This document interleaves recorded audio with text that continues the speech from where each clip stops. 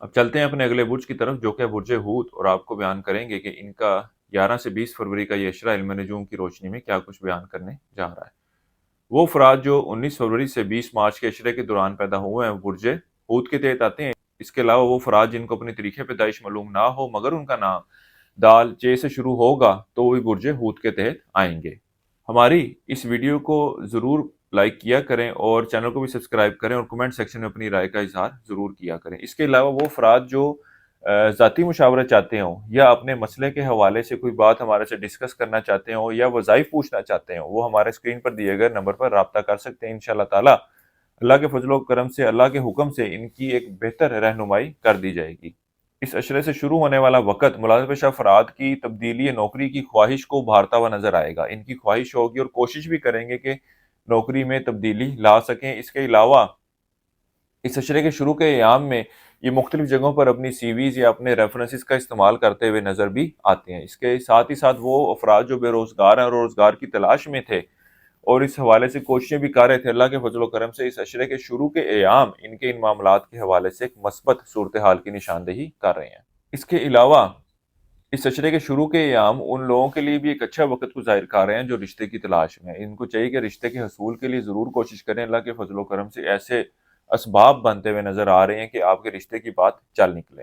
اس اشرے کے وقت کے دوران آپ کو اولاد کے معاملات کے حوالے سے کچھ پریشانی کا سامنا کرنا پڑ سکتا ہے۔ اس کے علاوہ اس اشرے کا وقت آپ کے مالی معاملات میں بھی مشکلات کو ظاہر کر رہا ہے۔ اس اشرے کے شروع کے ایام میں آپ شریک حیات کے ساتھ سیر و تفریح کا پلان بنائیں گے اور اس کو حقیقی شکل دینے میں بھی کامیاب ہوتے ہوئے نظر آتے ہیں۔ بہرحال اس اشرے کے آخری 5 ایام میں اگر آپ کوئی پلان بناتے ہیں تو ان معاملات کو حقیقی شکل دینے میں کامیاب نہ ہو سکیں گے۔ اس اشرے کے وقت کے دوران آپ اپنا وقت اپنے یار دوستوں کے ساتھ بھی صرف کرتے ہوئے نظر آتے ہیں اور ان سے وابستہ اگر کوئی کام تھے تو وہ بھی اس اشرے کے دوران حل ہوتے ہوئے نظر آتے ہیں۔ اس اشرے کے وقت کے دوران آپ کو اپنے دشمنوں اپنے مخالفوں سے بہت زیادہ محتاط رہنے کی ضرورت ہے۔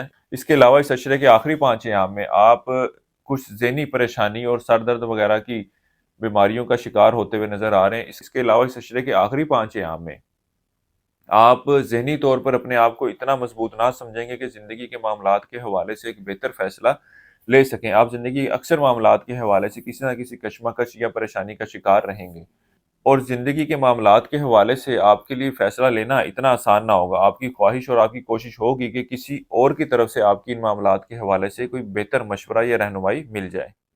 بیرون ملک سفر کے حوالے سے اس اشرے کا وقت اتنی کوئی مثبت صورتحال کی نشاندہی نہیں کر رہا۔ بہرحال اس اشرے کے وقت کے دوران کاروباری افراد اپنے کاروباری معاملات کی طرف توجہ دیں گے اور دیگر مصروفیات کی بجائے ان کی بھرپور کوشش ہوگی کہ کاروبار اور کام کی طرف توجہ دینے کی کوشش کریں۔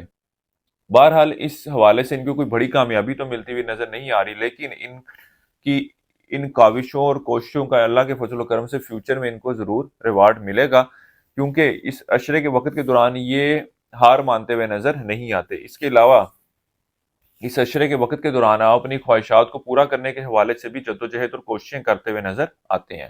اس اشرے کا وقت اندرون سفر کے حوالے سے اتنی کوئی مثبت صورتحال کی نشاندہی نہیں کر رہا۔ اس اشرے کے وقت کے دوران آپ گھریلو معاملات کی طرف کوئی خاصی توجہ دیتے ہوئے نظر نہیں آ رہے۔ اس عرصے کے لیے ایک وظیفہ بتا رہا ہوں سورہ کوثر کا 3 تسمیہ آپ نے روزانہ اسی کرنی ہے عشاء کی نماز کے بعد، اور اللہ تعالیٰ سے دعا کریں کہ اللہ تعالیٰ آپ کے معاملات میں بہتری فرمائے۔ اس کے علاوہ حسب توفیق زردے کا صدقہ کرتے رہیں۔ برج حوت والوں کے لیے اب تک اتنا ہی۔ اللہ حافظ۔